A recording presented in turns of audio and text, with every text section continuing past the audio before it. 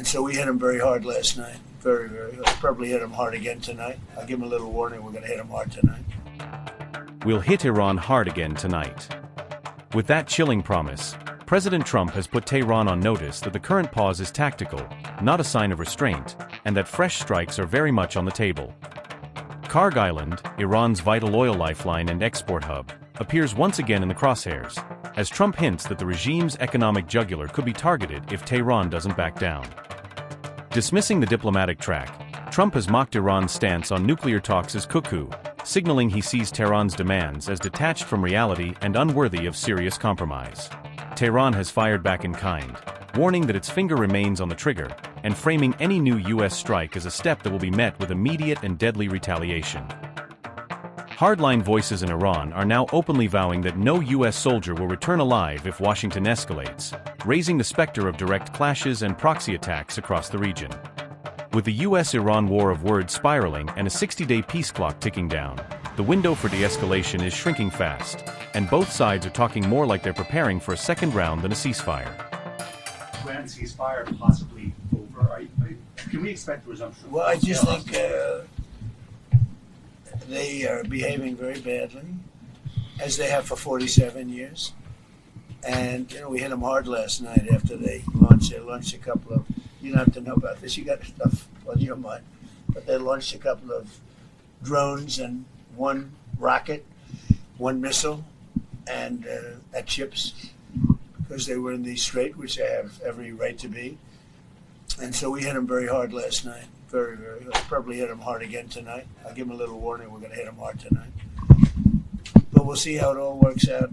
No, I'm not happy with them. It's like, for instance, we'll have a meeting and we'll talk about the denuclearization of Iran, because that's what the war is. It's not a war. It's really the denuclearization of Iran. And we'll have a meeting and we'll talk about just that. That's because my whole thing is not about regime change. It's not about, although I think it's regime change when you knock out the first group, the second group, and now you're in the third. I think that's maybe the ultimate regime change, but that's not what it's about. It's about, we don't want them to have nuclear weapons, and it's denuking or denuclearization, and I think we've made a lot of progress, and they'll get out of the room. We'll talk about it like we're here. They'll agree on everything, and then they'll go have a news conference and say we never even talked about it. They're cuckoo. There's something wrong with these people. President Trump, what is the effectiveness of last night's attack? What message does that send to what's left of the Iranian Which attack are you talking about? The attack that you guys had on Iran last night. The strikes last night? Oh, I think it has a tremendous impact. Well, first of all, we took out additional, they were trying to rebuild their radar, and they had about 60% built. Now they have to start all over again. Look, we're not attacking at the highest level. The highest level are the bridges,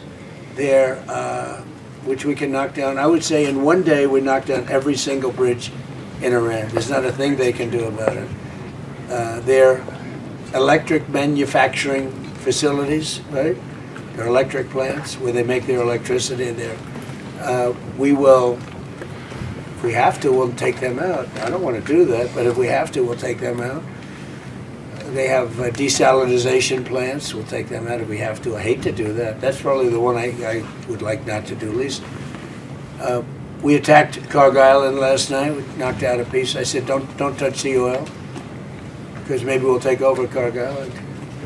We may take over Kharg Island. There's not a thing they can do about it. But I said, don't hit the pipes. Just hit everything else. And they hit it. They may hit it again tonight. So, as for your question, normally I'm not that way, but they really deserve it, because they're saying they want to make a deal, but they don't. They asked for a timeout. They wanted to go to the funeral of Khomeini, and I said, give it to them. And they start shooting missiles. I mean, it was the craziest thing. Now, we did kill him, so I guess you have to look at it that way, but the funeral took place, and they wanted to have a period of time, and they also asked that we not kill them. And we said, we're not going to kill you. They were worried we'd kill them during the funeral. I mean, if you can believe it, what a crazy... Did you ever think I'd be doing this for a living? Marco, did anybody ever think I'm doing, maybe Pete, but this wasn't supposed to be for me. Pete loved this stuff from day one. But they said to us, please don't kill us during the funeral. I said, I won't. And we didn't do anything. In fact, we made it safe for them, actually. And what happens? They try and knock out two ships, a Saudi and I guess Kuwait, right? Kuwaiti, oh no, Qatari. In addition, really three. Yes, sir. So you had three of them. And it just, I don't know. I just don't know with them. A lot of people say they're very dishonorable people and they can't keep a deal, so we'll see. Now, as to whether or not Steve Witkoff, Jared, and JD and everybody working on that will talk, I guess they can talk, but I'm not seeing it with them, with the people.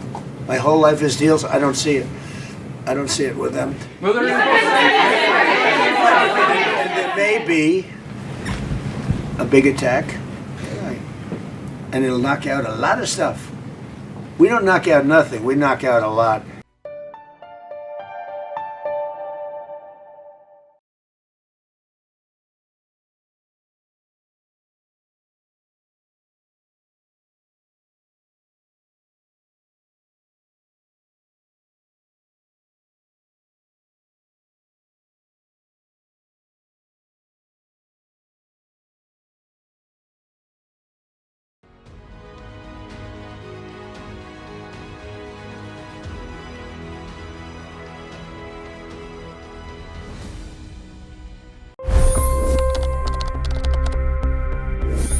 $25 crore गरीब गरीबी को परास्त करके बाहर निकले। For the good of our nation, let's work together and let's truly make America great again. The fastest news breaks. Requested PM saying that look, you will have to speak to Putin and to Zelensky. The biggest news makers. The relationship with India is probably the most important bilateral relationship the U.S. will have for the rest of this century. The capital delivered quite an election result today. Expert analysis. The million-dollar question today is how to stop this dance of death. Ground reports.